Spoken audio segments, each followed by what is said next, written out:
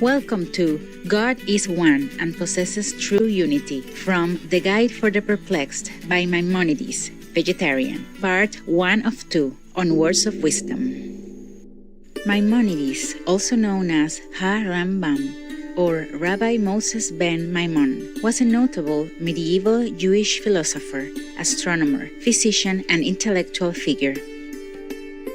Born into a prominent family in Spain, Maimonides' path eventually led him to Morocco and Palestine, until he finally settled in Egypt, in Al-Fustat, near Cairo. Shortly after moving to Egypt, life-changing events prompted him to start his practice as a physician. It was not long before Maimonides became renowned in the area, and became the personal physician to the Sultan Saladin, a famous Muslim military leader. He also tended to other patients, lectured before fellow physicians, and became a leader of the Jewish community, teaching and helping its members. Famous works by Maimonides include Mishneh Torah, a commentary on the Talmud, and The Guide for the Perplexed, philosophical discussions regarding theological matters.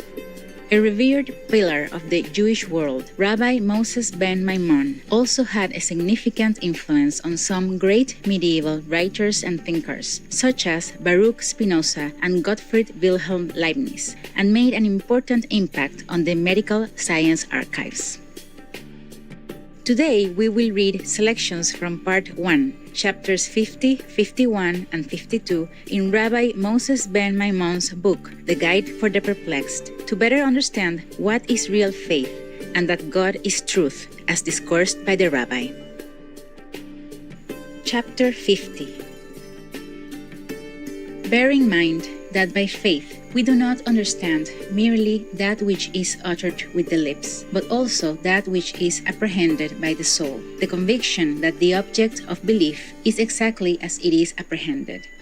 If, as regards real or supposed truths, you content yourself with giving utterance to them in words without apprehending them or believing in them, especially if you do not seek real truth, you have a very easy task, as in fact you will find many ignorant people professing articles of faith without connecting any idea with them. If, however, you have a desire to rise to a higher state, namely that of reflection, and truly to hold the conviction that God is one and possesses true unity, without admitting plurality or divisibility in any sense whatever, you must understand that God has no essential attribute in any form or in any sense whatever, and that the rejection of corporeality implies the rejection of essential attributes. Those who believe that God is one and that He has many attributes declare the unity with their lips and assume plurality in their thoughts. For belief is only possible after the apprehension of a thing. It consists in the conviction that the thing apprehended has its existence beyond the mind, in reality, exactly as it is conceived in the mind. If, in addition to this, we are convinced that the thing cannot be different in any way from what we believe it to be, and that no reasonable argument can be found for the rejection of the belief or for the admission of any deviation from it, then the belief is true.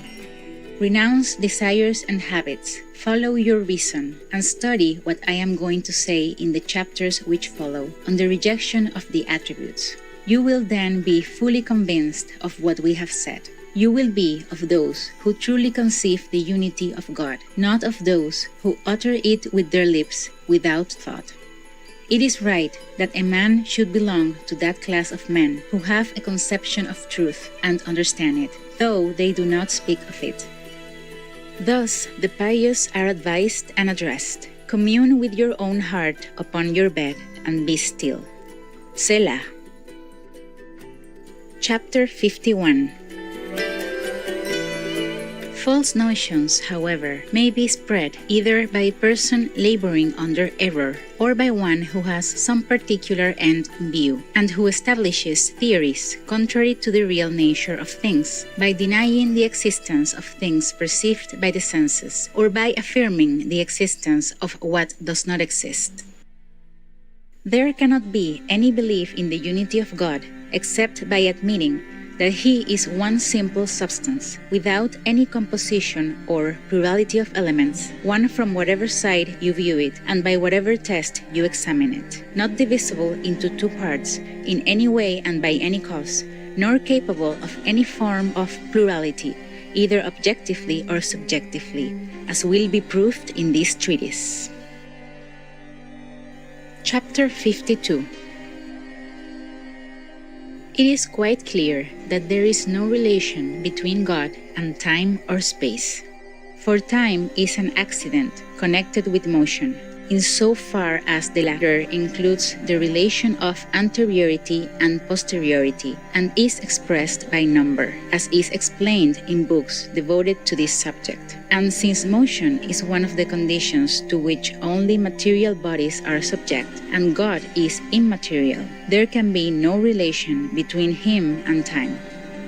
Similarly, there is no relation between Him and space. What we have explained in the present chapter is this: that God is one in every respect, containing no plurality or any element superadded to His essence, and that the many attributes of different significations applied in Scripture to God originate in the multitude of His actions, not in a plurality existing in His essence, and are partly employed with the object of conveying to us some notion of His perfection, in accordance with what we consider perfection, as has been explained by us.